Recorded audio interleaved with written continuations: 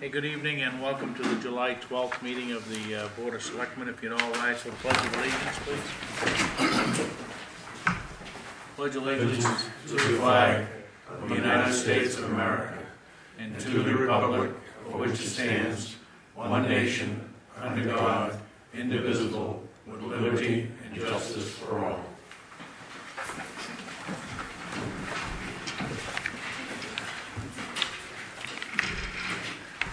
Again, welcome for those of you that have joined us this evening and those that have tuned in on the cable network. Get right into the agenda here. We have any announcements from the board? No? Sensing none, we'll move on. Additions and deletions to the agenda? No, sir. Public comment. Anybody that would like to comment that isn't already on the agenda? Yes, sir. Step right up there, state your name. My name's Joe Gunther. Recently, there's a matter of new business, number 8B, discussion of the Charter Commission, possible elimination of the town meeting, replaced with referendum voting.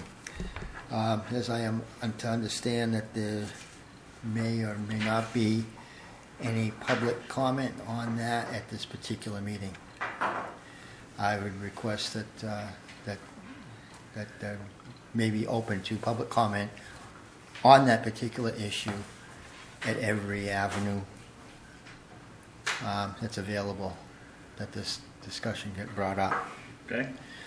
I guess it's not my intention to eliminate or bar public comment. We'll take whatever comment when we have that, having that discussion tonight. I mean, we've invited the Charter Commission, or the Charter Commission that invoked or presented the charter that got voted on, and we invited those members tonight, but there are some other public folks here, and if somebody wants to say something, then we'll do it at that time, so. So that will be open for Sure. a little public comment? Thank you very much. Okay. Anything else? Mr. Foglia. I'd just like to give you an update on the salt shed. The salt shed is coming along quite speedily. The trusses are up, the purlins are up, and about 3/4 of the plywood is up on one side, and there's a course on the other side. The end walls are up, so the work is progressing. It seems to be very good quality, and they seem to be doing it in a good fashion. The workmanship is good. The foundation turned out to be well done. It was square and level, and they set the trusses, and every one of the trusses bolted right up like a glove. They fit, everything fit very nicely. So I'd invite anybody that wants to come down and take a look at it. We're spending $700,000 of your tax money, and I think you should take a look and get an idea what you're getting for your money. I think you'll be a little bit surprised when you look at the building, the size of it, and it's 80 feet wide, 140 feet long, and 43 feet to the center of it. So far, the contract has held true. We've only had one, I believe we'll have one small change to it. Mr. Lamb and I have both agreed that we should go with LED lights interior instead of sodium vapor lights, which within the next 10 years are going to be completely outdated, and they take a lot more electricity to run. So for a very small amount of money, they said they would upgrade it to all LED lighting inside. So, but come take a look. I have the plans there. All the time that I'm present on site, I have a set of plans, and be glad to go over them with you if you have any questions. Doug, is that a kit? What's that? Is that a kit or a custom built? No, it's a built from scratch. Other than the rafters or arches came from Minnesota, and they were assembled on site. They're a pre-bent arch. To go into a little bit of detail, this is quite a little bit different than most salt sheds that you've seen. The final decision was that we would put the arches and purlins, and then rather than attach the metal to the building, we would plywood the whole thing, and then put felt paper, and then put the metal on it. So it's a custom built building from start to finish. It's different in several ways because it has 4 doors. Many of them that we looked at had 1 door, and once you get inside them, you get gassed. If you're running any equipment in them, there's no ventilation. This one has 4. It also has 2, I'm going to say roughly 48 or 50-inch exhaust fans built into the high side of the building. And time you open all 4 doors, the doors are designed so they're not roll-up doors. They're conventional high-lift doors, so we don't have to worry about the salt in the roll-up part of it contaminating it and causing us problems. And we won't have a moisture problem inside the building. And as finances allow, there'll be a movable wall put in the middle of the building to separate the salt and the sand. Good. Any other questions? Oh, thanks, Don. Okay, anybody else? We'll move on to correspondence. We've got the treasurer's reports in this week's correspondence. Reports and staff initiatives, selectmen's reports. Gordon, anything? I'd like to commend the Old Home Days Committee for the absolutely outstanding job that they did under very difficult circumstances. With regard to the parade, there was questions of where it was going to start. There was a back and forth conversations with the sheriff's office, and first it was one thing, then it was the other, and then when they thought they had it finalized, they posted it for everybody, and then come to find out there was a change from the sheriff's office that negated all that, and so they were faced with having to try to re-educate so that people would end up going to the right place. The weather was not at all cooperative for the fireworks and some of the events that took place at the Old Home Days site, but they did work through that. I guess the band itself that they had really livened things up down there. Maybe Todd could answer to that, because I know that he was there, because I saw him, he was unloading some of the equipment that he had. I did have the opportunity to stop down there and see the staff, and they were, and following all the emails that were flying back and forth. I'm telling you, the people on that committee really hustled and coordinated that, and they deserve a well round of applause and thanks from the citizens of this community for the work that they did, all volunteer. And I can't speak strongly enough in their behalf. Okay. Thank you. John? People probably well aware that there was vandalism at the garden this past week, and someone had gone in there, I think probably between 11 o'clock and 4 o'clock in the morning. It was after the lights had gone out here, but you could, from what I understand, you could see a person with a flashlight, had a knife because it cut garlic and various other things. They kicked in the fence for the that was put up by the Boy Scouts, and kicked in some of the garden bed siding. So it was just kind of a nasty thing that this person had done. Sean thinks he has an idea of who might have been involved, but the person, these people may be out of towners that were just in here for a week or so. Anyway, the good thing is the people that own the beds or in the garden came in immediately and started putting things back together. So it's just about, other than the fence and some of the runoff pipe from the roof of the shed is still in need of replacement. But the garden itself, if you go out and take a look, it is beautiful now. There's some great vegetation out there. So last night there was a non-meeting, but the garden committee just invited people to just come and meet your neighbors and talk to each other. 5 o'clock to about 7, there were probably 10 or 11 people that had come and gone.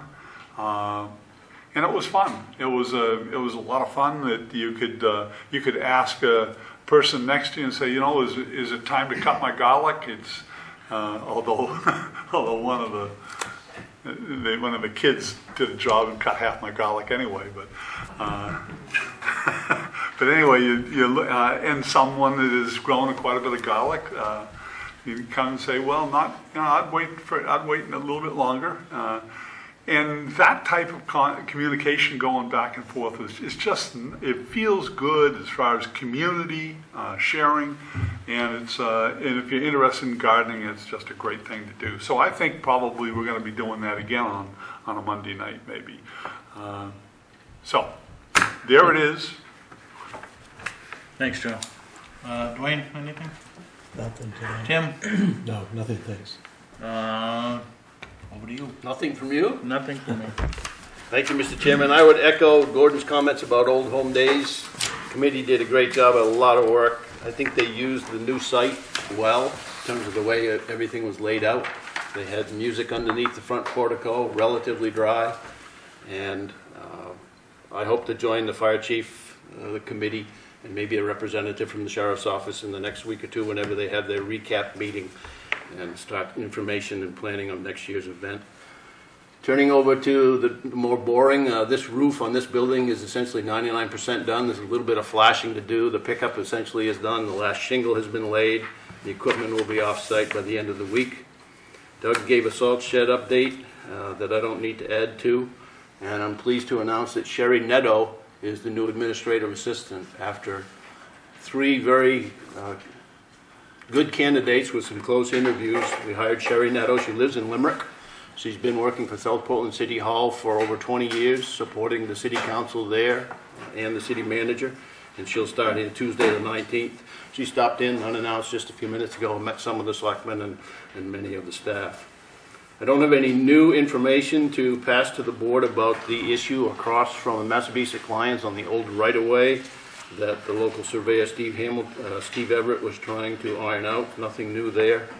And perhaps for end of the meeting, after we get done our items, we could spend a little bit of time talking about workshop dates over the next month and a half here. And that's it from me. Thank you. Okay.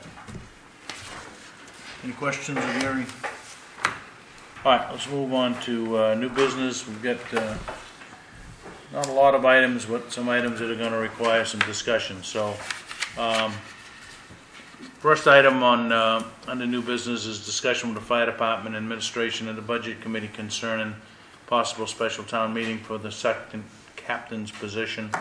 Those of you that were at town meeting, this got a little bit discussed. I think driven predominantly because the budget committee's recommendation was higher than the selectmen's recommendation. But that being said, budget committees never did go back in and meet after the final discussions with the chief and the assistant chief and the discussions with the board and the resubmission of their budget. So, and it was predominantly driven around a second full-time position, a second, I think it was a captain's position, right? So, I guess let's open that up. We expressed it during town meeting that we certainly were receptive to having this discussion and running a special town meeting if possible. We had some discussion at our last meeting, some concern over going to town meeting and then running right back and running special town meetings because of various things. But so I think there's really two decisions here. Number one, or two discussion items. Number one, well, that'll come second, I guess. Do we want to run a special town meeting? But more importantly, what is the number if, in fact, we look at what,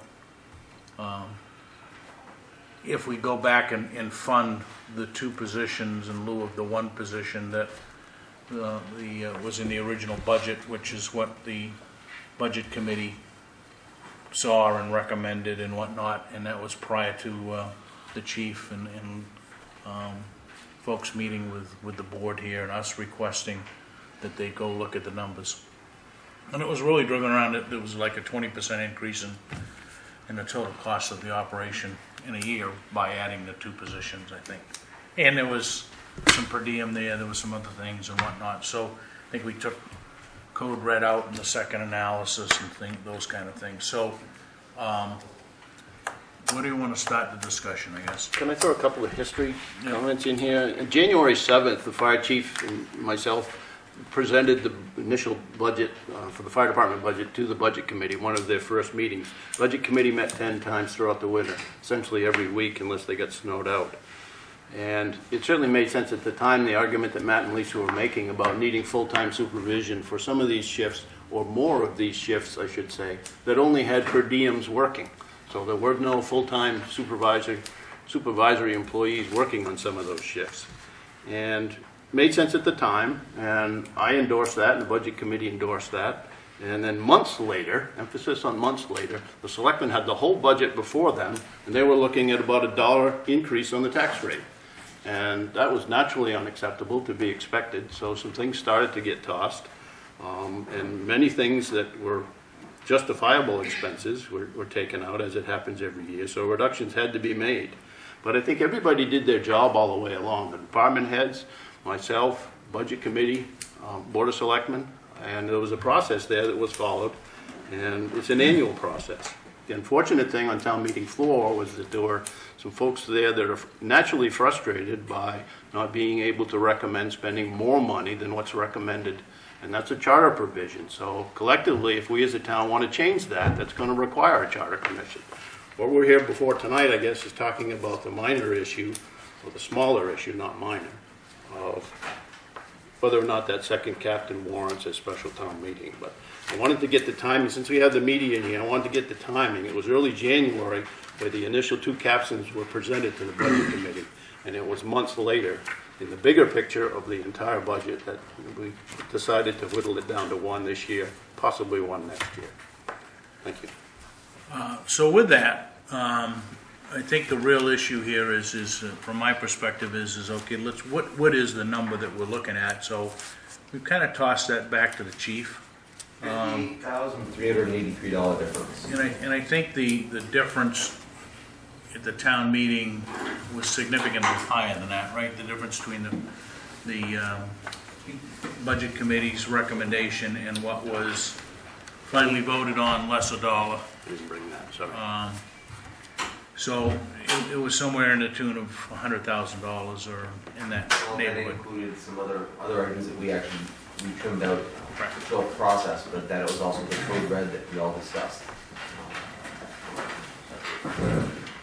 Right, so in that reduction was one position, and the reduction from the original budget planning, the Budget Committee, Town Administrator's recommendation to the board, and then we went back with you folks, and then you came back with another number, which is what we recommended.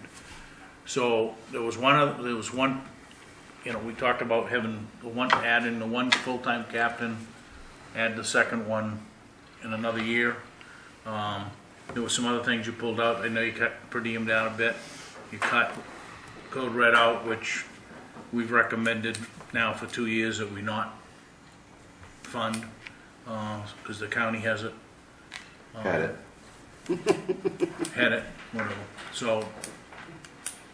So the number is really, I guess what you're looking at is that with all of the stuff that went on at town meeting, That number- the real crux of what was in that additional money was a second position.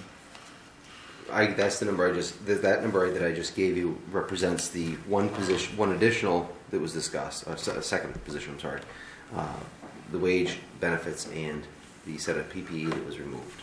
And that takes into account, I'm looking for Julie, that takes into account all the things that would come into play, right? Staff. Workman's comp, so, we don't do social security, but, okay. So that would be the bottom line, from your perspective, For that that second if we slot. ran a special town meeting, that we would run it for an additional $58,000. And Yeah. for every day that goes by, that $58,000 is less, because we're not hiring anybody yet. And I don't know where you stand with the first position, but I'm guessing you're a ways away from doing that one. We haven't posted it yet. John? And I probably should let Matt talk to this, but just having talked with Matt afterwards, I think there was a concern that people, especially the board, may have thought that the administration at the fire department went around and and made the request at the town meeting, when indeed an individual made that request, who happened to be dressed in fire department clothes and was on duty. So that looked like No. it was a fire department. Wasn't on duty. Well, I asked him that day, "Are you on duty?" He said yes, but anyway. Yeah, we checked and he was not on duty that day. Okay. So anyway, he was either came off duty or was going on duty because he was in full dress. Anyway, So I guess if you. that was, it's I guess short- what I heard there is that this was an individual person that wanted to increase the fire department budget. It did not come down from administration. Is that true, Chief? Yeah, we weren't involved in the recommendation for that. Our recommendation, like Administrator Lamb had mentioned earlier, came back in the process, obviously, January 7th, when we proposed the budget and the numbers that were laid out initially. Up till whatever that last meeting date was, and I don't know what that was off the top of my head, but our last meeting we had with the board, and we talked about the two positions and the full amount for the per diem. And the per diem change was primarily driven from the reduced number of live-in students that we currently have utilized over the last several years. We went back, started looking at the schedules, how do we make it work? We have, as of September, we'll have 2 students, and we've peeled back the per diem to the additional $15,000 that we ultimately got at town meeting approved. So the difference is that we were still a little short with the per diem staffing versus the students, but that's our job was to come back to give a different number. So we did that. So I guess this is, to go along with what John was tempted to do here, we've got someone that manages the department, is the chief and whatnot, and then come to grips with what the budget was, and there was really no move on your part to drive this to the higher number. And I understand that, certainly any registered voter can vote, can make that motion and whatnot. So, and I think that got a little bit. In fact, I think Leo made the original motion, or maybe made the second motion. I can't remember, but the bottom line is that what was passed at town meeting, less $1 from what was requested or recommended by the Board of Selectmen, is a number that you have. And I guess other than that does not allow a second captain position, are you comfortable with what that's going to do for you this year? Since it'll be a while before we hire the first captain. Based on what we have for dollars right now, that's what we have to work with, what was approved at town meeting. If the board so chooses to move forward to schedule it, that's certainly your prerogative and what you guys vote for. Then we'll do whatever we have to do with supplying you with information, whether it's numbers, and ultimately, if it's a vote, for town meeting. So what I'd like to do is the budget committee's here, take some input from you folks, and I know you spoke at town meeting relative to the timing issue. Also like to get the input ultimately from the board here, because ultimately we're gonna make the decision of whether we're gonna go to the time and effort to run a special town meeting for $58,000. That really not gonna be 58,000, because like I said, every day that goes by, it's less. Because it would be 58 if we hired them for the full 365 days of the fiscal year. So, comments from the budget committee? I'm satisfied with the one captain position that was funded by town meeting. I felt that Gary and Matt talked about it when you said that the reduction had to be done in the fire department budget. And we came to an agreement. And I think it should stay that way until next year, and then talk about funding for the second position. And you were at that meeting, I believe, that discussion that night. I know there were a number of budget committee members the night that we had the discussion with Matt, right? On their budget? That you had the discussion? Yeah. When we went through the totals, Right. and you told Gary, we need to reduce these Yes. amounts. Right. And, he had to go back to Matt and say, and I'm just assuming that Matt said, if I have to go along with it. Yeah, nobody wants to cut their Yeah. budget, but, that's Yeah, back to I life. mean, I'm right? sure Matt would say, I'd really rather those two positions. But Gary says I have to make a cut somewhere, and that's where the cut has to be. Anybody else from the budget committee? How about the board here? Thoughts? I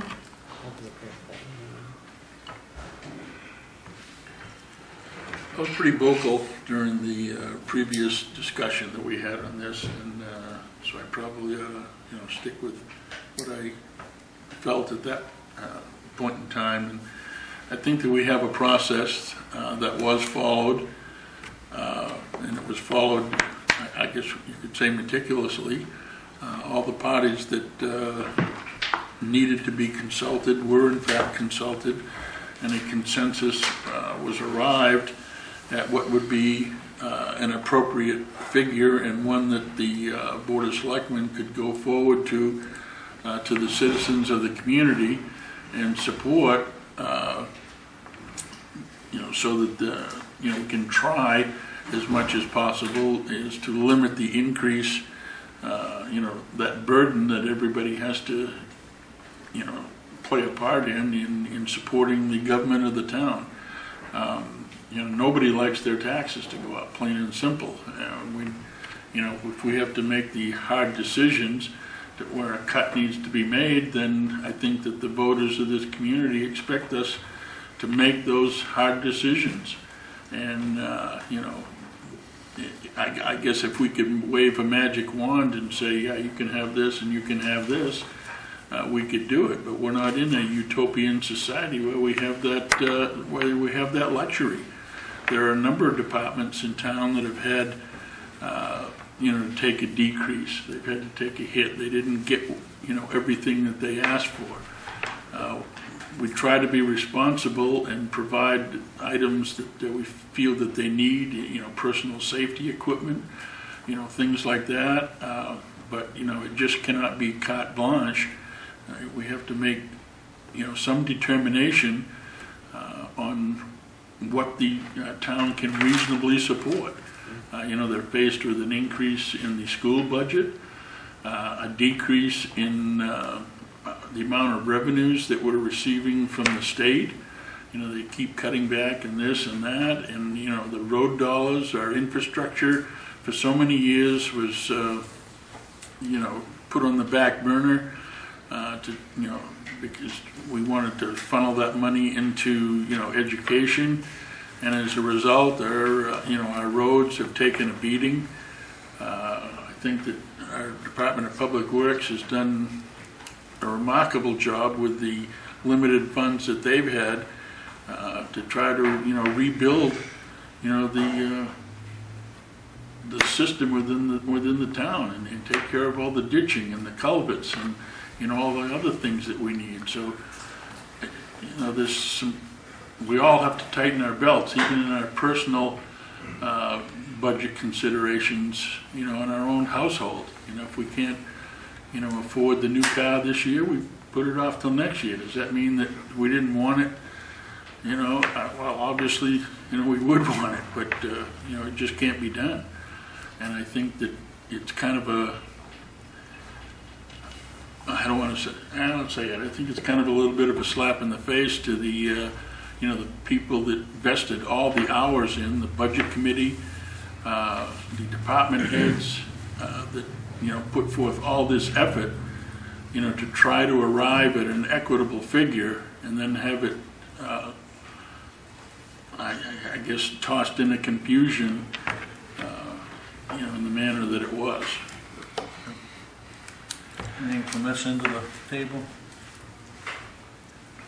I guess the hours that we spent here going over the budget and when we left here the last night that we worked on the budget, Matt and Lisa was all in agreement with they could live with what they had, what we come out with for a figure, and then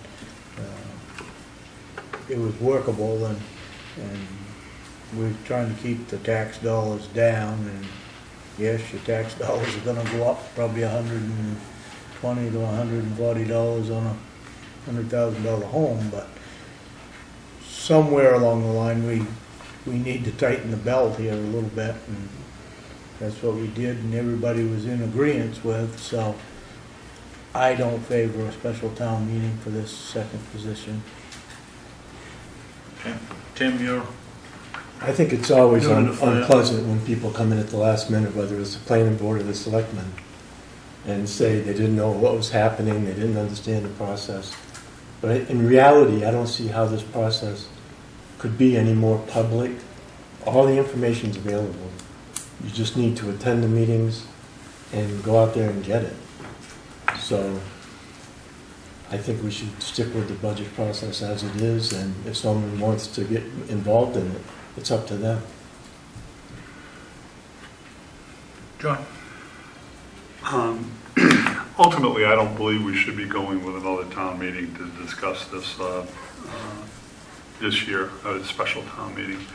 However, I think we've got to be very straightforward, either through the press or in a special meeting here to for those people that were led to believe at town meeting that we were going to entertain a special town meeting to increase the fire department budget. We did lead people to believe that. We need to gracefully undo that unless there's a major upheaval with it. But it doesn't make sense for me to go on to the expense of a special town meeting. However, we did let people know that we thought that we're going in that direction. We need to undo that well. Could I say something? Sure. Because unfortunately, that meeting wasn't recorded. But the way I remember it was that we more or less promised to have a public hearing on the subject. That's the way I remember it. Yep. And I don't think we said that there would be a special town meeting. But that's just me. I agree with you, and I thought if at the special hearing that people agreed or was in that we would need a special town meeting, that we would do that. Yeah. So, and I think, we certainly, from my perspective, and I think what I said was we certainly would entertain anything going forward if that made sense to do that. I think in hindsight, after we've now kind of hashed this over, certainly with the chief, and we've now had 2 sessions with regard to it, I'm not sure that we did everything that we have typically done. And let me just speak to a minute because I know at town meeting there's some frustration of people not being able to raise any money on an article. I came on this board in 1983. I was off it for a while, but somewhere in the late 80s, there was a decision made, and I think Andrew Woodsum and Bob Fay and I were selectmen, and we made a decision, and I believe every board from that point on has done the same thing, is we have always put the dollar amount in the article. Once that dollar amount goes in the article, it cannot be increased. And that has been that way since the 80s. So for anyone to now go to a town meeting and say, well, how come I can't raise the money above? Well, if you've been to the last umpteen town meetings, that's the way that it's been. And we have not allowed anybody to raise, and I will tell you what drove that. Because we had somebody that decided that the town had too much surplus. And we used to have in the articles what was going to fund each article. And it was on the townhouse floor that there was a vote to increase the amount of surplus that was being allocated for that year's budget. And in order to protect that going forward, we restructured, and it was certainly perfectly legal, and it meets state law, that if in fact the warrant amount is in the article, it cannot be increased, it can be decreased. Now, we have a little phenomena that's changed in all these years. We now have a budget committee that actually had a couple of recommendations that were over what the selectmen had recommended. That's because this charter has changed things. It used to be the selectmen's budget, and the finance committee would recommend where it was going, whether it was going to go down or not. The charter came along and it's kind of flipped that process around. So the budget committee and the town administrator put together the budget, and the board of selectmen make that final recommendation. And in the charter, very clear that there can be no increase over what the selectmen's recommendation is. So that's where this has come historically. So, and I know there was a couple of articles that happened to, this being one of them, that, well, let's raise the higher amount, okay? If it wasn't in the body of the warrant article, then it can't be done. And I think Bob who's here, who was the moderator, so said that, okay, a couple of times. Maybe it wasn't crystal clear at the beginning of the meeting, but anybody that's been to more than one town meeting has that understanding, or should have that understanding. So, and I think we've spent some time hashing this over. I think that the department is they've got a budget. They are consistent with going forward with that budget. It's going to take a while to get the first captain in and do what's got to be done. And if there's a slamming need for an additional captain later in the year, he certainly has the ability to come back and ask the board to do something to add another position. And at that time, we can run a special town meeting if, in fact, we reach a point where the fire department needs it. So that's where I am. Is there anybody that would like to, certainly from the public, we'll take whatever comments. Doug?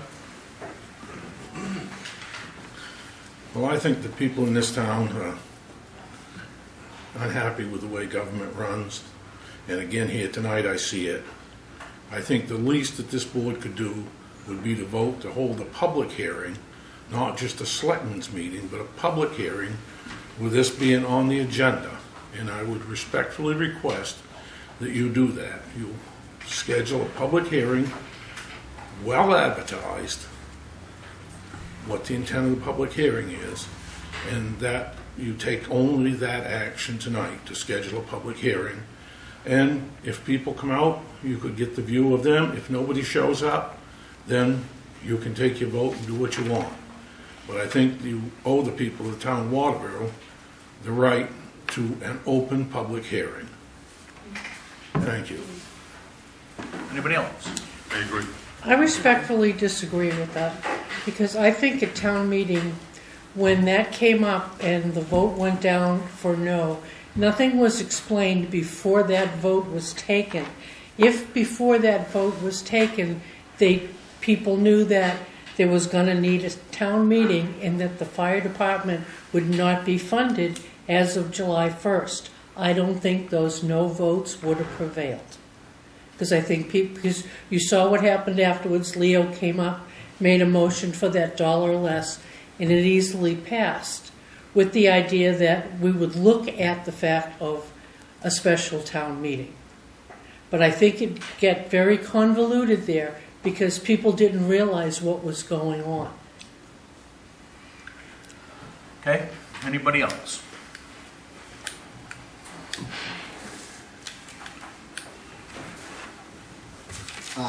I'm the one that stood up and asked for, I believe, the chair to explain to the audience a little bit about how that process worked. And Dennis, you were great at describing exactly how that process works. But the people in the audience kind of were feeling, I believe, that they go to town meeting and they don't understand. They still don't understand that. They don't watch this on television. They're very much misinformed. And it's only due to the fact that that they're bored, probably. I'm not sure. Unfortunately, it got brought up, and this fire department issue is on the table now. Because I asked for the chair to try to explain to everybody how this happens. Why people sit in the audience at town meeting and they ask questions and things. It's the 11th hour. They've had plenty of time. Budget committee spends a lot of time working on things. You guys work really hard on stuff too. They have many times to come to the table and talk about these things. Town meeting was not the place that happened, So people that no vote was involving that particular issue was a view of frustration. I think you guys are right. It probably ought to go on the table for now, get brought up later on. Seems as though the fire department is an issue. Maybe brought up in a public hearing, again. But I'll come back a little bit later on another issue about the elimination of the town meeting. Okay. David?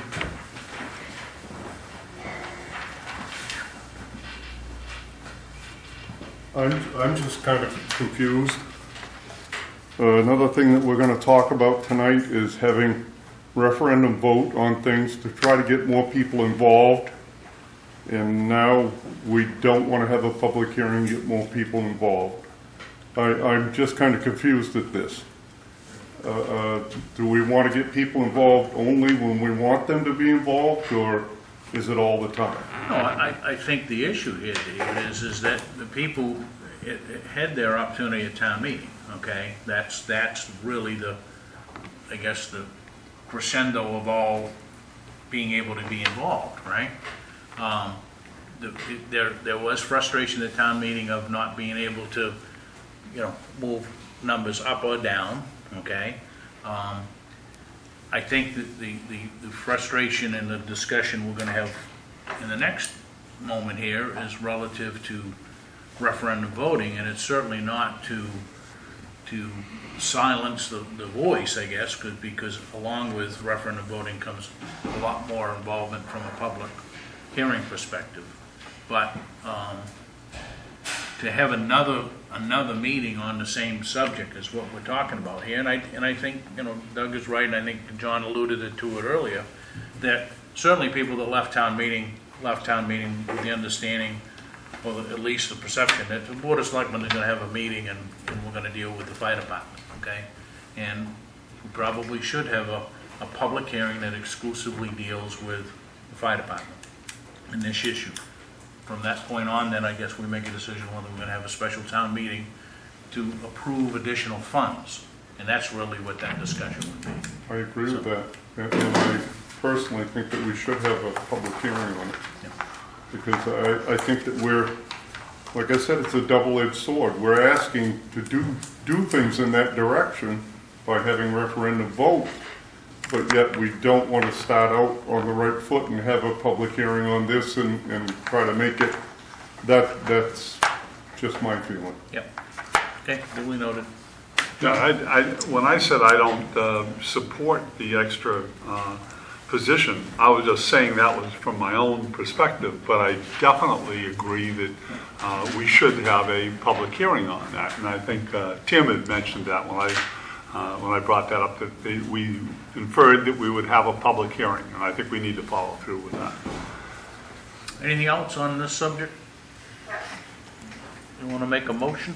I will move that we set up a public hearing to discuss a special town meeting to vote on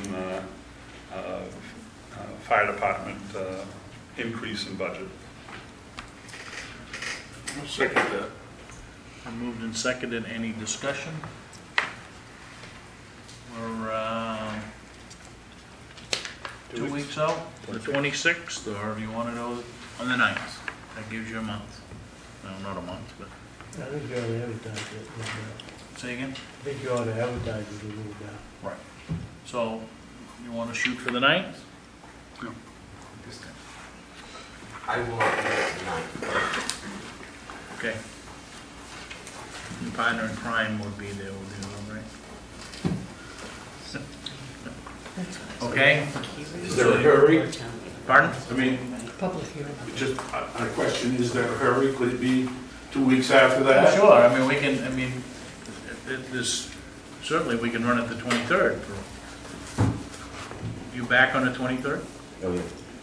I don't know how you have vacation anyway, but that's, you know, we had that in your contract. Hey, he just takes it. Is everybody okay with the 23rd? 23rd? All right, so do we want to just into that into your motion that we hold a public hearing on August 23rd? 23rd is fine. You okay with that? Second? I'm okay on the second one. Any discussion with regard to that? All those in favor? Opposed? All right, so we will bring this back at a public hearing exclusively for this discussion on the 23rd of August. All right. Next item. Discuss with Charter Commission members. We invited past Charter Commission members here on Section 212 and possible November election to eliminate town meeting and replace with referendum voting. Let me just preface this by, We have 4. right, there are four former folks that served on the Charter Commission that are here with us tonight. Certainly, this is not a new subject with regard to the board. I think we're very, very frustrated with the lack of turnout at town meeting, and you know, be perfectly honest with you, whether it's March, April, June, or whatever, there seems to be a fall off in attendance, no matter what those dates were. And the charter now has spoken, the Charter Commission, the charter revisions that were presented and voted on in 2012, very clear that, you know, we will hold town meeting in June, following the Tuesday vote on Tuesday. So we're, and I'm not saying that we're totally restricted there. I guess we could certainly go back to council, and there is an ability to go to referendum for non-substantial changes to the charter, and I'm not sure whether or not when you hold town meeting would be a substantial change or not. But it would still have to go to referendum of the folks if in fact it's deemed as a non-substantial change. So that's the only way that, without a full-fledged charter commission, again, that's the only way that we're going to be able to do some subtle changes, be it the date. And again, we would have to get legal opinion on whether or not that could happen without going to a full-fledged charter commission. The only provision in the charter is, and it was specifically put in by this last charter commission to say, okay, if in fact we get to a point where folks determine that town meeting is not a valuable event, okay, there is a way to move into referendum voting. That takes 15% of the registered voters, or petition of 15% of the registered voters within the community, which is now close to 800.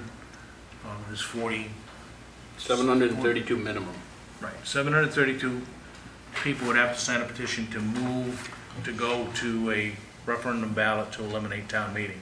That would then go to an individual line item or grouped line item or referendum ballot, just like you do at the RSU vote. There's a number, you vote up or down. I think in that provision, there would be a provision if it got voted down, of what remedy there was to continue to have a budget. I don't know if that speaks to that, and that goes back to state law or whatever, but. That's unclear with our charter. Right. So the Charter Commission members that were on that, I know Doug and Todd, Jim. Jim And Dwayne. and Dwayne. You folks had those discussions, and it was, I mean, Charter Commission wasn't a fly-by-night, quick, let's get it done. It was a couple of years, right? So there was a lot of effort, time and effort, and a lot of looking at other municipalities and whatnot. I think, certainly I think the feeling of this board is it'd be nice to have 500 or 600 people voting on this budget versus 52 people that show up at town meeting. But it reduces the amount of discussion unless you go into some extensive public hearings as the budget is then starting to be developed. And that really would take place of, it wouldn't be a vote, but it would take place of the discussion of what's needed in those budgets, whether it should be increased, decreased, or whatever the case may be. But once that's finalized, it goes to the people. It's so many referendum votes at the annual election. And I guess the real question is does that make more sense to the people than having a handful of, and I'm going to say it's a handful because if you go back 5-6 years, which we've kind of gone through here, it's 30, 40, it was 50, 51 voted. The other day, in fact, that was the count on the fire department vote, right? Yeah. So, not a lot of people showing up to go to town meeting. Is the answer to go to referendum votes? I don't know, but. I have a question. If you go to referendum, does that mean there's going to be 37 articles on the referendum? There potentially could be, sure. It's like the old school votes were referendum, right? And there were, I don't know how many articles they had, but there was a bunch. It was, staff support. There was, the sports. I mean, every single one had a different. It would take 10 or 15 minutes for somebody to go in there and Right. do it properly. So, since we invited you guys from that served on the Charter Commission, what are your thoughts? Don't all speak at once. Jim? Well, I think our thoughts were at the time that town meetings were not being attended, and that somehow you had to have a vehicle in which to get people to vote, and referendum being one of them. And it appeared to be about the most viable at the time to be able to do that. I forget how many voted for selectmen in this last election, but at least that many people would have the referendum in front of them to be able to vote. There were 598. Which is some difference in 51. Not that they would all take the time to do that, and some would only vote on certain items that they were interested in, but at least they would have the opportunity to. That's why we put it in the first place. I would agree with Jim. We did have many different discussions regarding that, I heard Gary mention something about if a budget got voted down, there is no provision in there in the charter, because I believe at the time we were led to believe that was state law and it would automatically revert to last year's budget. Whether or not that's what we were under the impression. Okay, so that if you had a budget of $500,000 last year, they asked for $550,000, people voted it down, that department would still have the $500,000 that was voted in last year. And we need to clearly state now that we're not 100% sure of that. We need to check it out. Okay, Yeah. fair enough. Yeah, and then that's, we had this discussion, I think, after the town meeting the other day, after we voted fire department down, and then we re-voted on it and whatnot. Certainly the Board of Selectmen have the right to execute the crisis fund, okay? But you're gonna do just the basic necessities if you're gonna pull money out of the crisis fund, so. So we'd have to certainly clarify that. Mm-hmm. How do you do, somebody decides it's time to get rid of contract deputies, right? What happens if it goes down? Or get rid of the Parks and Rec, or get rid of the road crew? I mean, you have to have some provision of. And I think ultimately we saw that there was an issue with town meeting. A number of us had served time on the finance committee in prior years, which has a lot to do with why the charter has sort of been flipped around, because in a sense the volunteers that are your budget committee are volunteering their time, and they're there to help you establish a budget. They don't really enjoy getting beat up on the town floor regarding certain budget items that they have recommended to be cut. Felt only right for the selectmen to bear that. I don't know what to say there, but it's up to them to bear the responsibility, I guess, of we've elected you as officials, and we put in our faith that you guys are going to make due diligent decisions, and so it felt only right to make the selectmen's budget. And for years, many years, even when I served on the finance committee, selectmen's budget was selectmen's budget. You could not vote over it, even back before the selectmen were the final say. So I think that it's just kind of a continuation and helping to make the charter work more efficiently. I mean, I think as the charter members, I think we really felt that referendum voting was really a way to go. But again, spending 2 years on a project to throw a big ticket item in there that was going to change things drastically like that, we were a little bit concerned that the time that we had spent would be nil if somebody got hung up on wanting to go vote at town meeting. So. Another question. If you have referendum voting, can it be done by absentee ballot?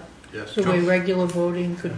So that would involve more people if you got the news out there that they could vote, 2 weeks before and have time to really take home a ballot and take home those referendum questions and look at them and decide on them, rather than trying to go to a voting booth and spend 15 minutes, which it's hard enough to get them in there to do 5 minutes. Doug and Dwayne are the Charter Commission folks. Want to go first, Elaine? Go ahead. Well, number one, I was never been one that wanted to see it go to referendum. And when this come up, there was discussions on it. I didn't agree that it went back to the previous year's budget.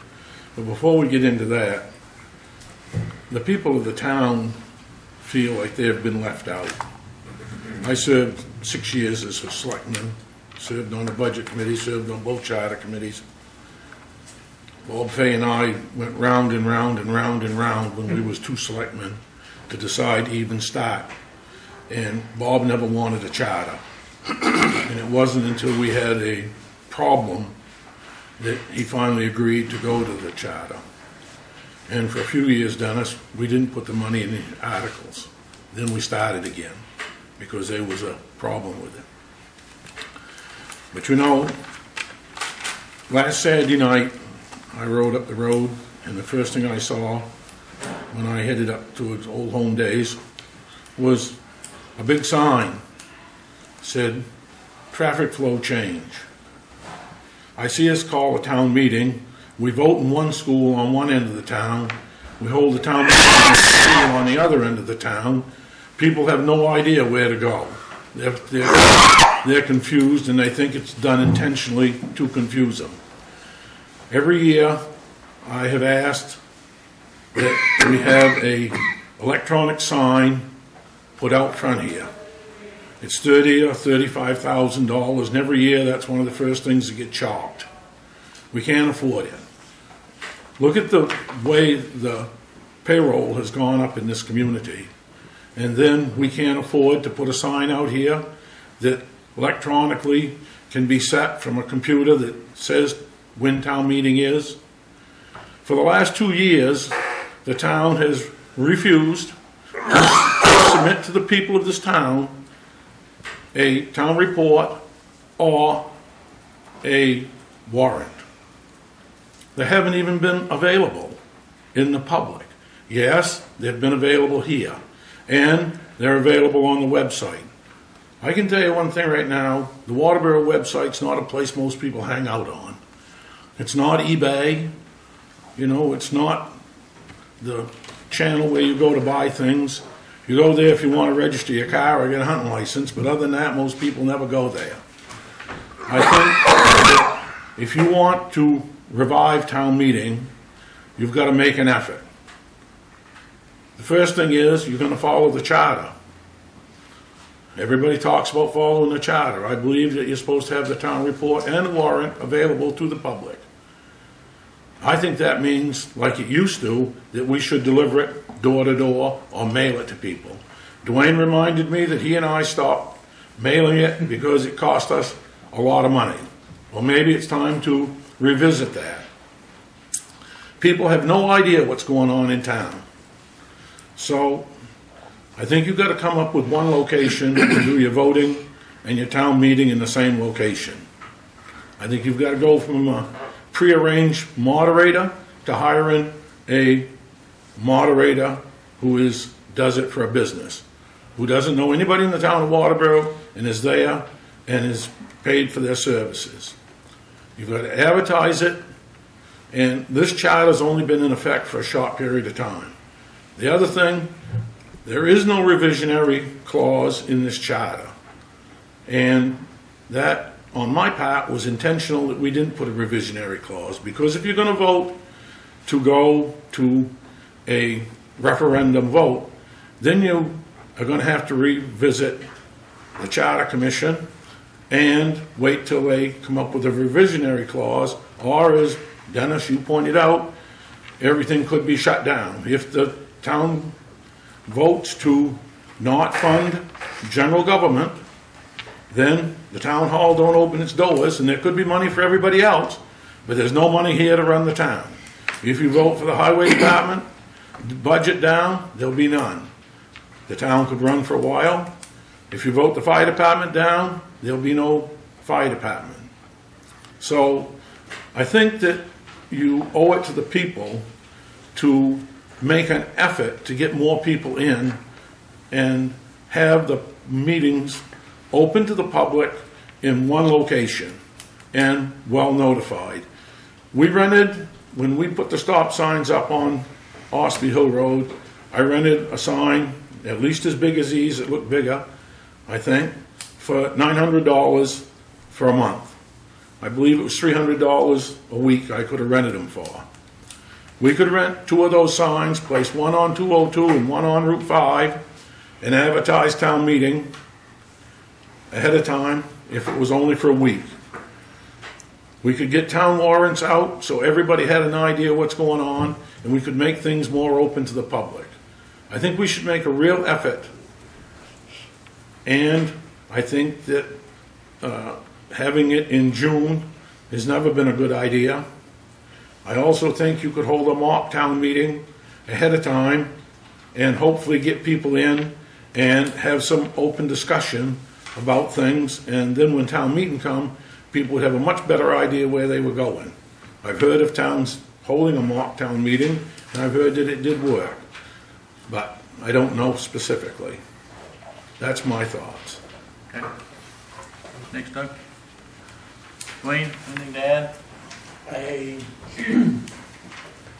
I agree with Doug on some of that. The June town meeting just doesn't work, and it hasn't since we've had it in June. Some of these other towns are going to Tuesday or a Wednesday, Thursday night town meeting and running them for a couple hours, and if they run after 9:30 or 10 o'clock, then they postpone it till the following week or the following night, so. And those towns seem to be getting along all right. So that's just another thought of when or how you could run town meeting. So we should at least look at, or get some legal opinion on,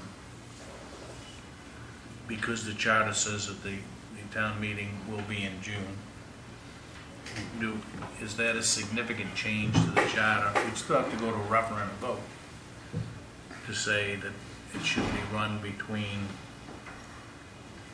April and June, or whatever. I mean, you could open it up, and whether it doesn't have to be a Saturday, you could do it multiple nights. I think we at least need to understand whether that's an option.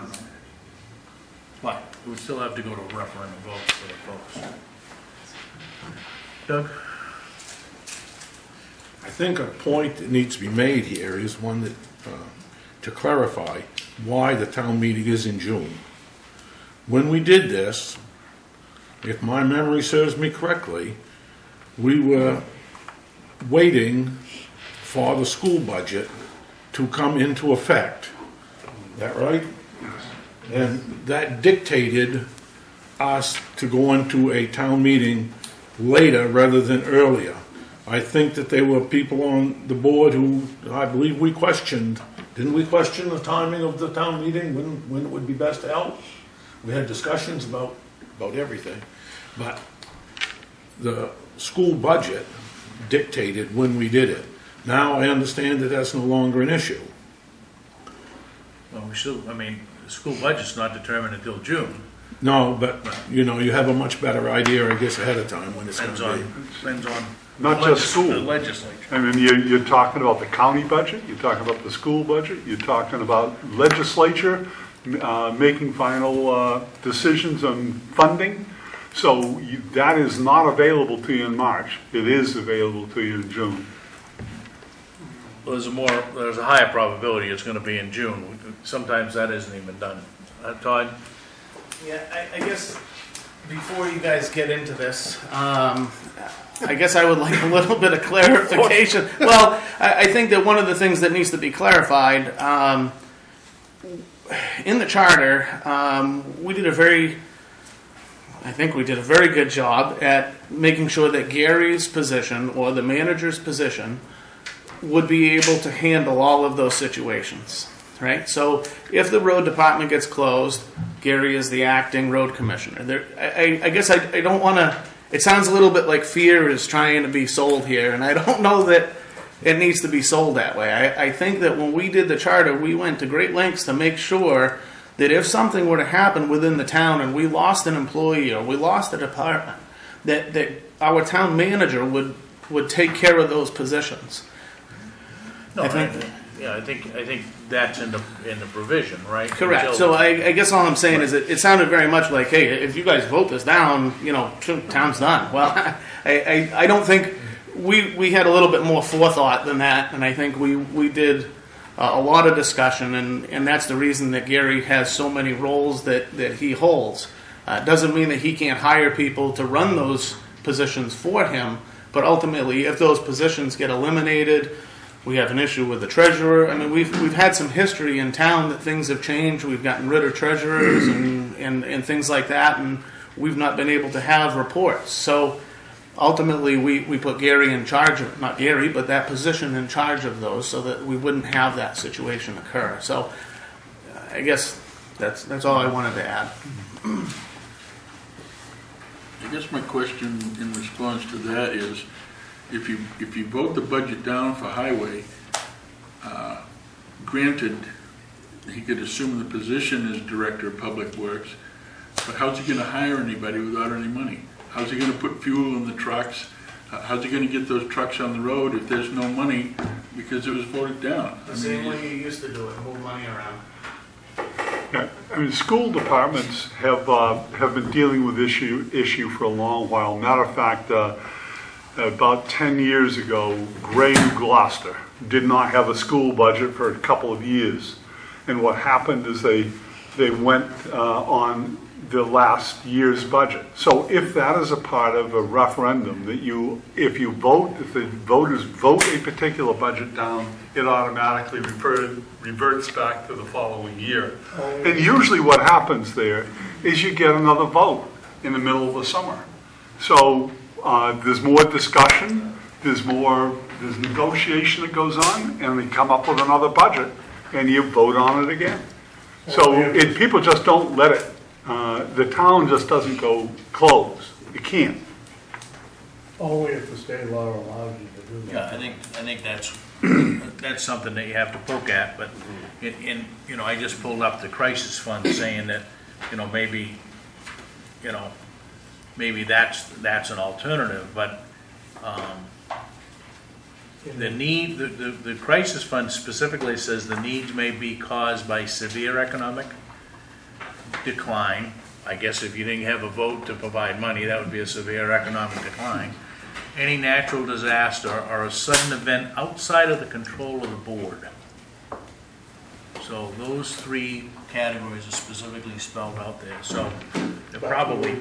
You would only spend that money if needed. Right.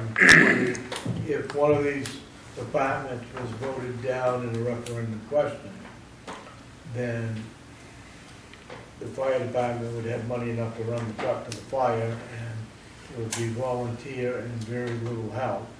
If the public works was voted down, you had a washout, Gary could send somebody out with a truck and the backhoe, but that's all that's gonna be done. The town dump could be closed to 1 day a week. You got to have the facilities, but that don't mean you gotta run it every day. But I guess my point is that whether state law allows it or whatever, I guess that's dealing with a voted down referendum. How do you deal with that? But that's a bigger issue that I think a fish that we got to fry at a later date. I'm pretty sure our information about the state came from a meeting we had with a lawyer, but. Yeah, it would have been Cole, right? It was Cole. Probably. Ken and Natalie. Is he retired? Ken and Natalie, I think both was there that night. Pretty sure that's where that came from. Yeah, I mean, it's simple enough to deal with that, to get a call back. Anything else? Anybody else have any input? Dick 17 was Yes, I took the time to send an email. to all the selectmen, and I also send it to the reporter. Hopefully, they print it, and so the public will see my opinion. And I only can write, say a few lines that I have in my email to you guys, just to put it on record. We know that, it seems, I'm just going to read it because it's easier for me because I'm not a public speaker. So the last comment I had made, it seems that people these days feel they have no say, so why bother? And they also say that their votes don't count. We see this apparent by the votes cast on election days. There's not the whole town population doesn't vote. The real question is how we change the apathy. I say it's not by changing a democratic government to a more autocratic one. So if we eliminate town meeting, it's becoming less democratic. So when we have a town meeting, certain people will attend and do not usually attend. So these people are having the democratic opportunity to express themselves or vote and see what's going on. If we take that away, then more people will feel that the selectmen are controlling it more and more. So that's the essence of my comment, but I think that being in summer, I haven't been able to come to the last 3 town meetings because I have a family that's growing and it's times that things are happening. Most of my family is out of state, and so I'm gone there. And that's when people take vacations in the summertime. Why do we have a meeting when people are going somewhere? So I feel like it should be back in March, and we can deal with all the problems that presents, one way or another. And I want to thank you for listening to me, and I know you guys all are dedicated people, and you're doing your best you can to keep the town running the way it should be. And I know you guys can fight sometimes amongst yourselves and come to a settlement that is really in the best interest of the voters or the town people. I can't say voters because most people don't vote. And I thank you for that job you guys are doing.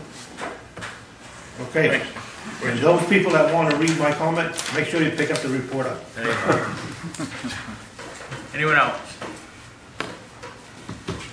I'd like to comment on that. I have to agree with Mr. Seveny. I think that town meeting, if it was utilized in the way that it is tended to use, is probably the purest form of democratic participation in government that you could have, because it provides you with the opportunity to ask questions right there on certain items. You lose that for a referendum, but the feeling that of frustration that we're having as a board is the dismal numbers that show up for town meeting.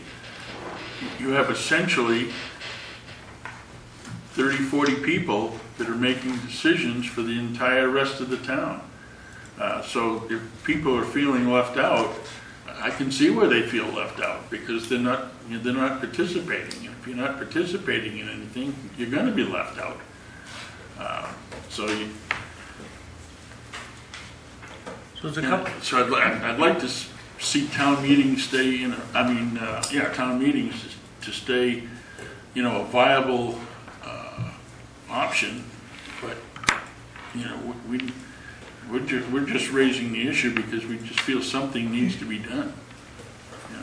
And I think, most of us certainly believe that town meeting is the purest form of municipal government. I mean, you can't get any, I remember as a younger person in the other town hall when people used to smoke at the town meetings, and you'd have to have an oxygen bottle after the meeting.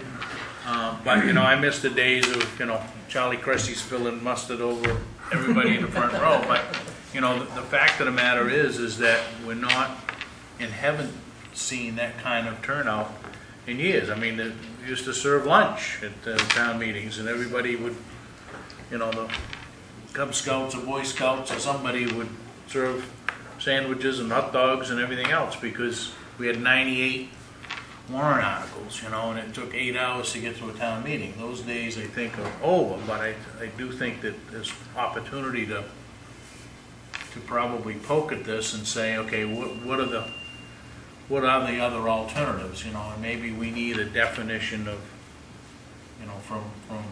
from council on section 202, which says specifically the town meeting shall be held on a Saturday preceding or in conjunction with the Tuesday in June.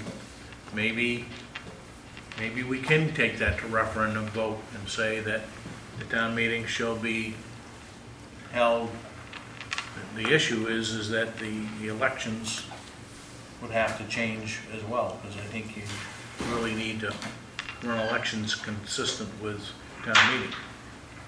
But is that a significant change that would mean that you're going to throw this all back into a charter commission and we'd have to establish another charter commission, or is that something Because I think if you remember back 6 or 7 years ago, we did take a number of as Ken Cole said at the time, they were not substantial changes, they were, that we took to the voters in individual referendum articles.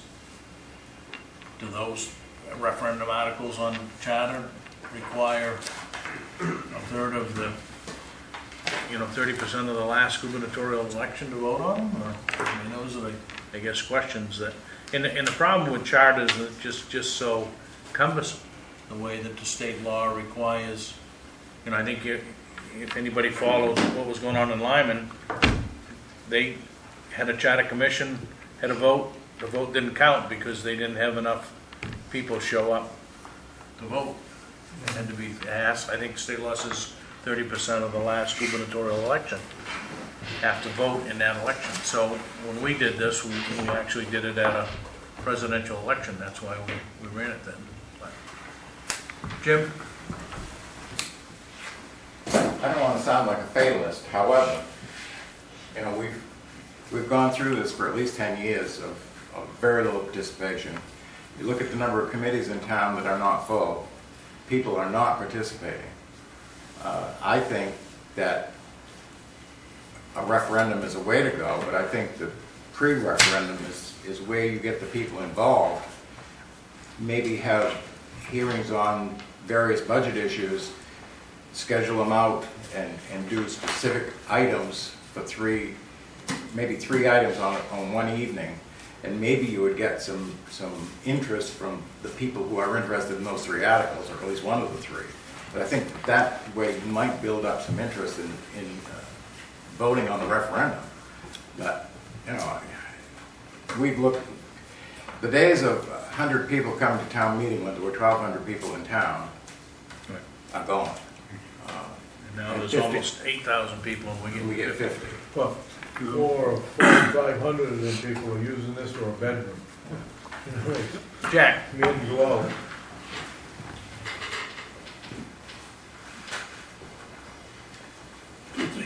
Two things. One, other towns have made this transition, so I'm wondering if anybody knows what their experience with all this has been. As they've gone to a referendum, has it worked for them? Let's get some input from people who've already gone down this experiment. Second thing, I'd like to pick up on Jim's comment. As organizations grow, the decision-making process grows and changes. If you have a family running a business, you make decisions over the dining room table. But if that now becomes a business that has 4 outlets and 45 or 50 employees, your decision-making process changes. I think this town has changed. We're now 8,000, we're not 1,000, we're not 1,500. And I think the comment was made that many people, it's a bedroom. It is. They're not connected. They came here with young families. They have no history with the town, and they're busy. They're not connected. If they're connected any place, they're probably connected to the school. I think we've got a different town than we had 10 years ago. I think it's bigger. I think if you work the budgetary process, you could get more involvement of people if they really wanted to get involved. I think the comment about 2 or 3 items as you go through the process, it's much more effective at that point than it is 6 months later when the budget is pretty much together. So I think it's worthwhile finding out what other towns' experiences are and not get nostalgic for a town that's gone and it's not going to come back, and we're in a very different place. I think our decision-making is a representative form of government. That's really where we're going. I think I know that Hollis recently passed, well, I think they've gone now 3 or 4 years, and they don't have a charter, but they did vote referendum ballot to change to, they don't no longer have town meeting. And I think you get varying opinions from those past selectmen or current selectmen of how effective that is.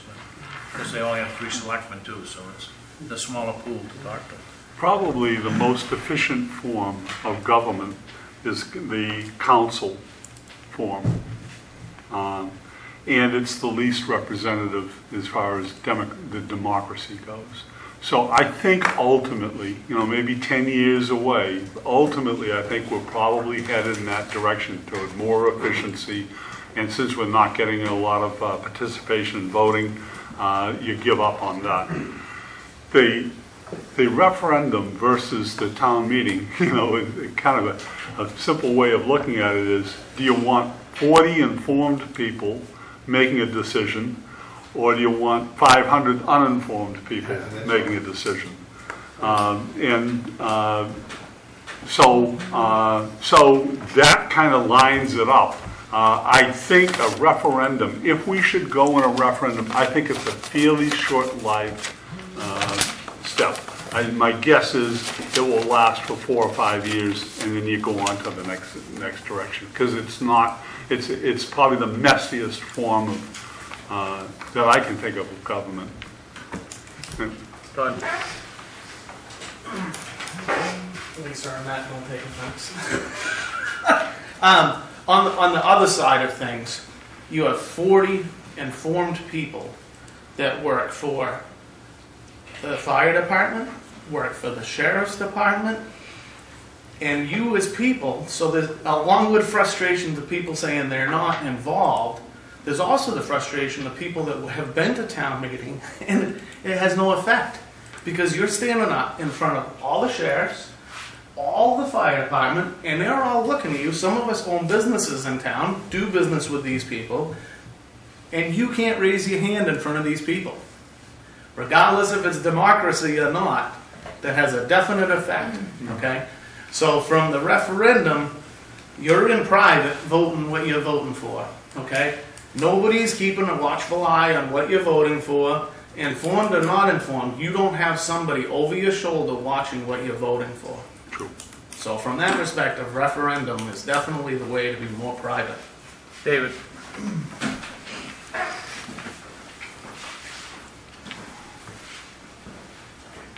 With all of that in mind, what Todd just said, let's think about Arrowhead community and how many people live up there.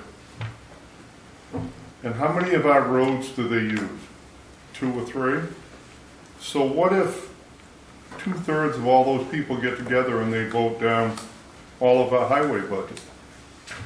What if 2/3 of them get together and vote down all of our parks and rec because none of their kids use it? Possibly. We have a situation in my mind, and this is my personal fear of referendum vote, is that we have a larger section of town within this town that if they ever got together, they would rule us. They would rule us with an iron fist. In my mind, this is maybe I have a small blinders on, but this is how I feel about it, and that's my opinion. I think that it could be a very dangerous way to go, and I agree that maybe we should try to enhance our public meetings and enhance our town meetings and try to convince people to come out and speak their opinion and vote that way.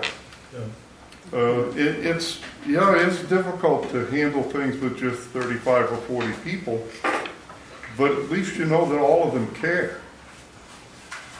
We may not have a large amount of people that really care when they vote on a referendum. It may be from their heart. Yeah. We just saw that and believe me, I was not against them improving sports fields at the schools, but to spend the money they have for this artificial turf, I feel was from the heart of people that have kids that are going to be there and are there. And that can happen to us on our budget. Oh, sure. Very, very easily. That can happen in any. That's my personal fear. Yes, sir. Well, it seems to me one of the biggest problems with the referendum is, the inability to have discussion and informing people, about what's going on and everything. And I'm wondering, is there any way that we could put together like a guided forum so that anyone who is interested in holding these discussions regarding what's on the referendum, they could have a guided forum that everyone could meet and be free to discuss everything that's on there. I think that would bring forth a lot of concerns and information, and so that there's accuracy in what the referendum questions are and what they really mean. Yeah, Maybe we've not we should- reached that point where we've had like a call-in, right? I mean, you could do Or a meeting, or Yeah. however you want to base it. I mean, it would have to be, it would be kind of synonymous with having the town meeting. However, because the town meeting isn't, working right now and people aren't getting involved. However, if we change it over to a referendum, people are going to think, well, I'm not sure, I'm not sure what this means, or I'm not sure what that means on the questions, and therefore we can actually maybe get more people involved with asking the questions that they need to have answered in regard to what they're Well, we voting could on. also air the budget meetings. Right. And I'm not sure that any of us are advocating that the town meeting's not working. Town meeting works, Yeah. okay? I mean, there's no discussion about that. It works, right? It's just a matter of that we get this little group of people, making a decision for, we got 50 making the decision for 8,000, basically, so. Right. Just trying to think of a way of getting more people involved. Not to in say that all of system. those 8,000 don't have an Yeah. opportunity to come. Right. Richard, you have something else there? Oh, yeah, just listening to this, working on John's point, you really wouldn't like 500 to 1,000 people at the meeting having different opinions and for the thing the last 3 or 4 days. And these 40 people, 50 people that are interested, when they vote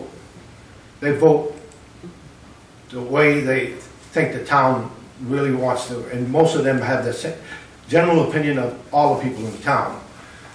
And I think it's working good, and it gives the opportunity for those that want to express an opinion, and usually it's probably a handful, but those people deserve the right to a democratic government. Thank you. Thanks. I just wanted to go back to David's comment about Arrowhead residents, but I want to say between 50 and 65% of them people up there live there, but they're not registered voters.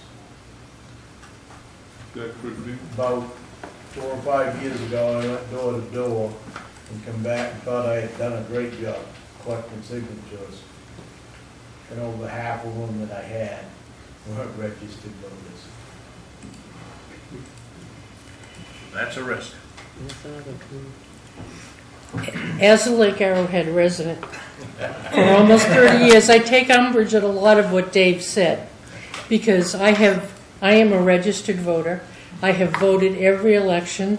I have now served on committees for this town, and there are many people up there that, like this town, we have to depend on the highway department to plow New Dam Road. We have our own plows and our own public works department, but if the plow guys don't come out, we don't go anywhere. So we're not going to be voting down any highway budget. We're not going to be voting down a fire department budget. That it is a bedroom community. I am in the minority. I mean, most people in there are young families with children, and they contribute to our school system that costs us a lot of money. But I don't think, they don't even go to their own meetings, their annual meetings. So the fact that they would get together and sabotage the town. All right. Anything else? Doug? No, I get Dave. Thanks. Most of the people that attend town meeting today never attended a real town meeting in the town of Waterboro. I've been here, I look around this room and I think that probably Jimmy's the only one that's, because he's old, is the only one that's been here longer than I have, I think. And I've attended town meetings since I was probably 8 or 10 years old. It used to be a ritual. and Raymond Badine with his cane out in the front of the room, Willie Lord with his stiff leg beating on the floor, and a town meeting that got almost violent at times. Dennis mentioned that they would serve lunch. I've seen the time when they served supper, and we stayed there way late into the evening. And sometimes we'd leave there and couldn't get home because the snow would be deep. We'd have to fight our way home. But they had articles that to the people were controversial. We don't allow anything to be put on the warrant that even has a smell of controversy to it, okay? Put something on there that's controversial and see how many people you get out. You should have put dogs on the warrant and see how many people you would have got at town meeting. I'm gonna tell you something right now. Change the zoning ordinance and allow a burlesque in the village zone and see how many people you get there, okay? You know, have them put cell phone towers in the village zone but nowhere else and see how many people you get there. You know, if there's nothing controversial, people figure they don't have anything to say, but when there's controversial, they'll show up and say something. I mean, Tim said he's been to planning board meetings when there was things that was controversial and this room would be packed. You know, you talk about no attendance. When the school budget has gone out to 6 towns in years past, and you couldn't get voters enough in 6 towns, the vote was very light. I don't remember the numbers now, but I've seen the time when it was in the hundreds for the 6 towns to vote the school budget in. Well, it's no greater than that now. When they have their town meeting vote where they set the number, couple hundred people, like that? I don't remember. Until we moved our vote to go with the school budget, you didn't get over 100 people voting. So, you know, this is not something that's only the town of Waterboro. It's every other town around. Lyman, I checked with them a while back, and they added about 25 more people, I believe, by having their town meeting at night over what they had in previous years. You know, I've always been a believer that someday the residents of Lake Arrowhead are going to say, well, we pay taxes here, it's time the town starts plowing and sanding our roads. And, you know, and if that ever comes up and they got a petition up to accept all those roads, your budget would go up. You think it's going up now, it would go up significantly. So there's a lot of things, reasons why you ought to think before you go to a referendum vote. David? Sorry. Yes, just want to speak to communications. I have a microphone here so people in TV land can hear me. I am going to be looking at implementing streaming the meetings online. That'll get to people that don't have the cable access. That'll be coming up soon. We also might want to look at, talk about text, having people be able to text in here and things like that in the future. Also regarding the website, there was a comment made earlier that nobody hangs out there, so that made me look because I wasn't sure how many people myself were hanging out there. And to this point this year, we've had about 250,000 visitors and served up over 1 million pages. So it's about 4 pages per visitor. So there's some activity going on there. I don't know if they're all from Waterboro, but we can figure that out at some point. So I just want to bring it, we do have some methods of communication we can expand on and utilize better. Anything else, folks? If not, certainly appreciate everybody's input. This is certainly not over. But I think if nothing else, we need to come up with whatever we do.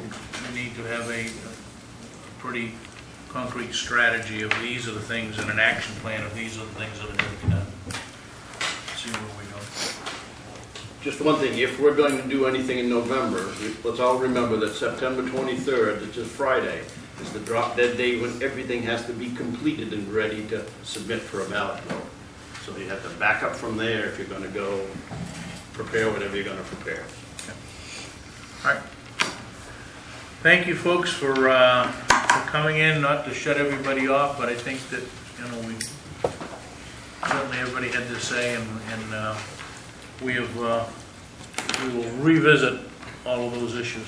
Absolutely. Okay. We'll move on to item C, vote to discuss vote on Senate District 33 nomination to MMA Legislative Policy Committee. Sense that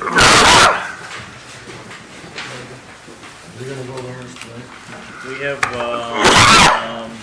have you in that, Gary? So the official ballot, which is due in August 5th, to MMA, we have two, we get to vote for one? Yes. I thought there used to be two people per district.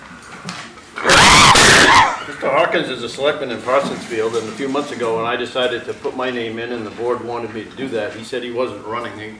I don't know if he changed his mind or is just in there for an oversight, but anyway, I would like to serve on this. We have to cast a vote, and it's either for Douglas Hawkins or Gary Lamb.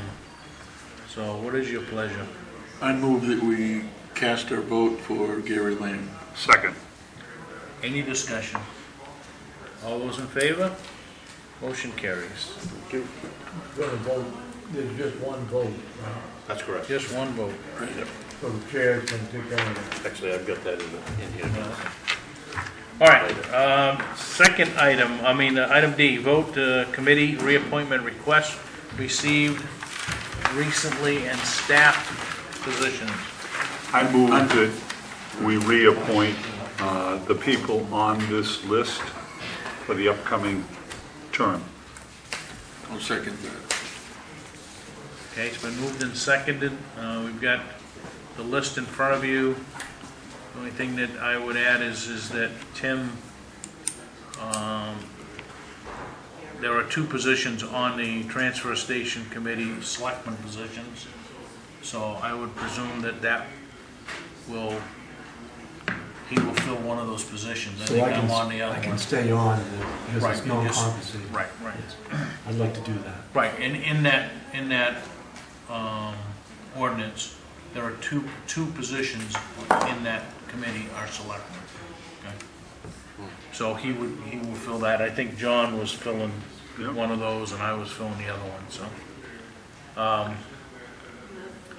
What else? The planning board are 3-year appointments? 3 or 5. 3. Just so everybody's aware of this when we go through it. So. Okay? Any other questions, comments? I guess I have a question on the issue with appointing me to those other positions and annual appointment of the code officer. Okay, Want to do that separately? Let's do that separately. These are boards and committees. Okay? So all of those in favor? Opposed? Motion carries. All of those people are appointed. Yes? I'm showing 5 years on this. Is it? Yeah. So it is a 5-year appointment. Okay? So the second piece of this is staff positions, appointments. I believe that we are obligated to appoint the CEO, plumbing inspector, code officer, all of that. I hire him, but you appoint him per state law. There is a question relative to Gary's appointment. The charter specifically says that he shall be appointed. My belief is that he has a 3-year contract. That contract is an appointment, but for record purposes, and so Christine can have this in her record, we need to appoint Jack, you gonna get that going? Gary. Thank you. Oh, excuse me. I move that he be appointed to those positions consistent with the timeframes of his contract. Okay. Motion is just for my roles and not the code officer? Let's do you first. Okay. Yeah. Okay? Do I have a second for Gary? We have a contract with him, so. Second by Tim. Any discussion? All those in favor? All right, so these are the appointment papers. Okay? You have to sign those, or you got them? Yes. All right. code officer, plumbing inspector and whatnot, he's hired, but I think by state law he has to be appointed. So, The municipal officers. by the municipal officers, so I have a motion to appoint Glenn as the code officer, plumbing inspector, building inspector, whatever else title that is in there. So moved. Moved by John, do I have a second? Second. Second, any discussion? Again, this is one of these funky things with the charter. We give Gary the permission to hire him, and then we have to appoint him. So, all those in favor? Opposed? What about the fire chief? He doesn't, I know in the past we've done fire chief. not for tonight. Okay. So we'll carry whatever we get over. Is this something you do this time of year each year? This is Right. new to me. Okay. Well, we do it every year. And it used to be, we had to appoint town clerk, tax collector, treasurer, and all that every year, even though they were hired. Okay. Reappointments, that's this. So E, possible vote on Spirit of America Award. I know that Bruce Flaherty, I think Dwayne, you spoke to him one day while he was here. Spirit of America is an organization now that recognizes people's achievements and whatnot. I know Bruce is and I've known Bruce for 35 years, but he's from Augusta, and there, if you remember a few years ago, the local Lions Club was submitted for that award. Oh, yeah. They came down and they presented it that night. What they're looking for is for us to nominate someone. And the discussion was, seeing as how we recognize folks in the town report, would we in fact, I mean, in that case, it would be post-mortem, right? I mean, posthumously. Post-mortem, posthumously. Are you laughing at me over there? I'm sorry. Same result, I guess. Sorry. Okay. He was actually looking for a name or names, Yeah. but he was also talking to two members in the town report, so. So what is No your... way is he gonna present the award to. No, I mean, and that's the problem that I see is that just happened, that we were recognizing a couple of people in the report, so. And I'd like to, if we're gonna do anything, I'd like to recommend Leo and Sandy Burnett. They do an awful lot I was of just things thinking. behind the scenes that, people aren't aware of. The food program for the elderly that, they contribute to. They're always, donating food or equipment or something to one organization or another.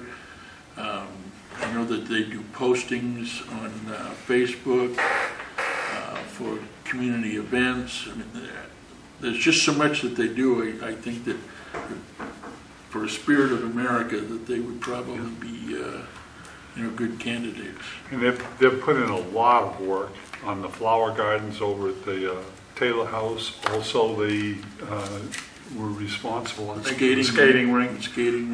So they're putting a lot of work there too. So are you... And they support our volunteer and Christmas dinner.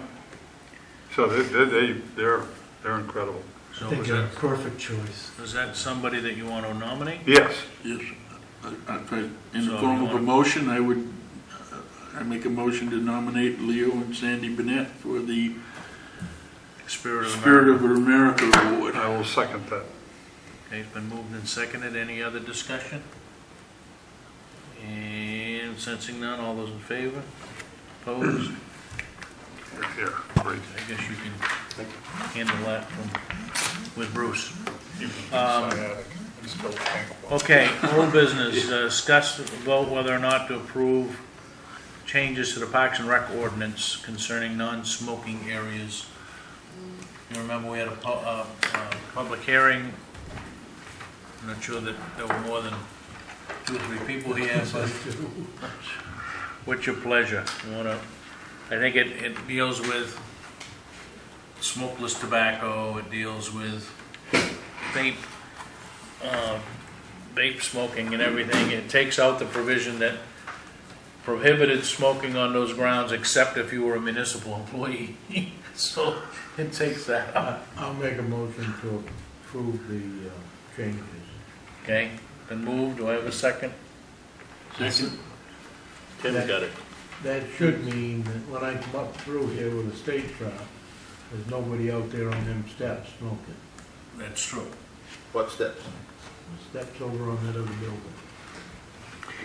You know, just for discussion purposes, I'm not known for being a libertarian. On the other hand, if you're saying you're not going to smoke on any grounds, is that, since it's outdoors, is that a health issue for anybody, or is that just restricting smoking?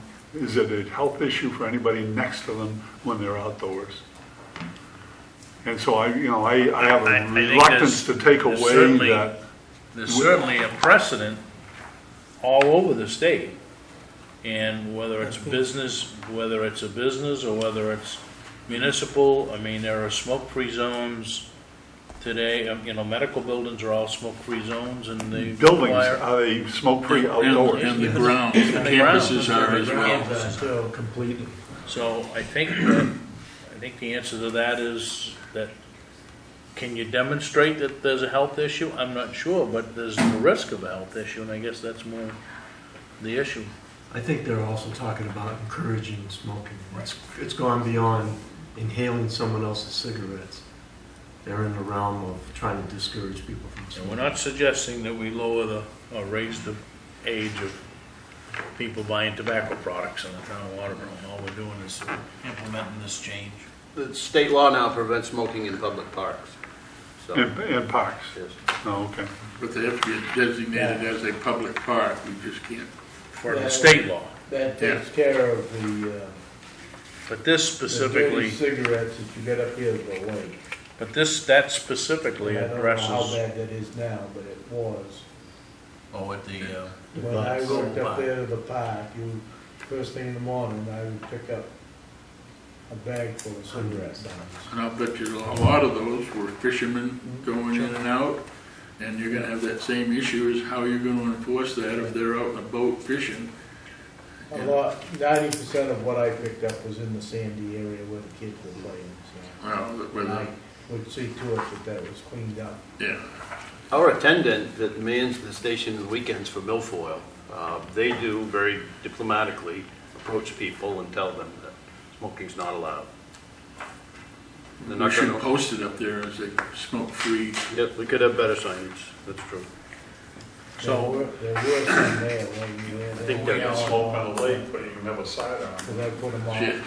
are we all set with implementing the changes to the Parks and Rec ordinance? I'd almost like to see that include chewing tobacco. I think it does. Any Any- tobacco okay, products. good. All tobacco It- But I products. think that's, All tobacco products. smoking, I could live with that, but chewing tobacco to me is nasty. Spitting in the cup, I don't know. It covers it all. Yeah, they got it all. We have a motion and a second. Never been So a it's been pitcher. moved and seconded. All those in favor? Opposed? 5-0, thank you. 5-0. John didn't vote. Pending decisions. I didn't vote. You voted. Oh, are you in negative or what? Where are you, John? I'm gonna go negative. Okay. Okay. 4-1. Motion carries. Pending decisions. Review comprehensive plan list. I think we've got, I'm sorry. We back up to 10. Discussion vote whether to approve the minutes of June 7th and 21st. I'll make a motion to approve the 7th, but I wasn't here on the 21st. Okay, so how about let's do the 7th first. Do I have a second on the 7th? Second. Any discussion? All those in favor? Okay. Motion carries 5. I don't think so. But he was not here. No, I was here for The the 21st. So moved. Second. Any discussion on the 21st? All those in favor? Opposed? I wasn't here, so I Pending decisions, review the comprehensive plan, week's action list. Other than some of that stuff that came out of the, We had to schedule the public hearing. Yeah, do you want to go back and spend just a couple minutes? I'm kind of curious about what your thoughts are for fire department addition. We've got one new board member here. We've done the work with the architect, so, I mean, as far as Matt and I are concerned, you know, a week from tonight, if you want to have a session to dig a little deeper into the status of that with a new member here, and are we going to go forward with a bonding article this fall at the presidential election? Need to do that sooner rather than later. We've got some education and some information to get out to the entire town if we're going to go forward with that. So we'd like to know sooner rather than later. so what's your pleasure? I have a workshop, goal setting workshop, talk about bonds, I guess the whole gamut, right? We ought to start sooner than later, right? Yep. So pencil it in for the 19th? Can we start out specifically with just the fire station addition? Sure. You okay with that? Okay, thank you. Same time, 6 Yeah. o'clock. Can we announce that as a public Well, discussion? it's gotta be, I know we have to announce it that we're meeting. Right. But, well, it's a selectmen's workshop, usually it's between the parties, but I don't think that we've ever restricted anybody from speaking. if we put a notice, you know, the public is encouraged to attend or You know, we can have a little session that takes public comment. I guess this would maybe prepare the board for taking formal action on a future Right. vote to go to the ballot. I don't disagree with your comments, Gordon, but this is preliminary. You got to tell us. Well, I know it's preliminary, but I'm trying to glean some things from the discussions that Yep. took place tonight on trying to get people to participate in, you know. I mean, all we can do is extend the olive leaf, and if they don't want to accept it, then This goes to the point of, when we post everything, we meet the obligation to post everything. Everybody has the opportunity to look at what's going on. And yes, there's probably some other things that we can do to enhance our communications, but I'm not sure I'm on board with all of this feedback of we don't tell anybody what's going on. I know, because they don't bother to take the time to look. So, I mean, we could say, you know, you're welcome to stop by for cookies and milk. I don't know if that's, so let's just make sure that it's posted and Advertise it as what, Mr. Chairman? it's a workshop, Okay. selectmen's workshop. And subject matter, fire department addition and goal setting? Yep. Good. If you have things you want to do or not do in the next year, please bring them to that meeting and we'll get the whiteboard out and anything and everything's fair game. All right. Agenda items for next session. Plug those in as they come in. Revisit workshop, I don't have any to throw out here. Are we done with, we've done public hearings, Well, shoreline zoning we could talk about. yeah, shoreline zoning is are they ready for us to? They're done. Right. So you're gonna get the packet. Let's get a packet from them, we'll put that on our agenda. We have to establish a public hearing, correct? I was gonna get you that packet in your next packet as a FYI, and code officer's not around and he's moving that day, some excuse about he can't be here, moving to a different house. So it'll be a general discussion then, and you can set the workshop for August 9, and the public presentation then. Okay. Anything else, folks? I noticed online we had some resumes for the school department. Is that just some old stuff? School committee. Oh, from before? I copied off a ton of stuff. Because there's a vacancy, Yes. Yes. Yeah. That's the other thing that we ought to put on the agenda is filling the RSU 57 vacancy. In other words, if you get some applications before then. Well, I think we need to, are we gonna post it again? I think we actively need to post it, right? Yes. So I think we should at least toss that back up onto the I don't website. have a problem with you interviewing them at 5:30, but I'm having a heck of a time getting here, so. But that's, do what you gotta do. Anything else we wanna draw on the agenda? I'd like to get, 8,000 copies of that, and then see if I can get Jimmy to take me up in his helicopter and spread those out like we did the Chukway leaflets in Vietnam. Okay, if that's it, I would entertain a motion to adjourn. Motion made. Motion seconded. All those in favor? Here, here.